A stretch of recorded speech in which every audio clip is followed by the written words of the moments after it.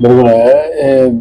गुरु नानक लॉनच्या बाजूला metro station आहे. त्या ठिकाणी गाडी ठेवून फिर्यादी गेला होता.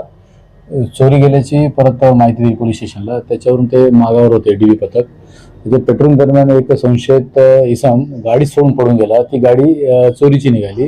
त्याच्या अनुषंगाने तो गेलेल्या माणसाचे शोध घेऊन विनय साहू राहणार मिनाकी मंगळवारी यशोधरनगर त्याला ताब्यात घेऊन विचारपूस केली असता त्यांनी यशोधरनगरची गाडी कपिलनगर, तहसील, शांतीनगर, पाचपावली असे 6 वाहन आणि एक सेतूचं घरफोडी केलेली आहे. तिथले काही पैसे आणि तिथले जे कार्ड्स आहेत ते रिकवर करण्यात यश मिळालेलं आहे डीबी पथकाला. टोटल माल 3,30,000चं मुद्देमाल जप्त करण्यात आलेलं आहे. आरोपी आणि त्याच्यासोबत कोण आहे त्याचा पण शोध घेणे सुरू आहे. विनय साहू म्हणून आहे यशोधरनगरचा. तो आरोपी आहे. त्याच्यावर अगोदरचे पण रेकॉर्ड आहे. आता पण तो आरोपी अटक आहे. त्याच्यात पथक आहे PSI माझगावकर,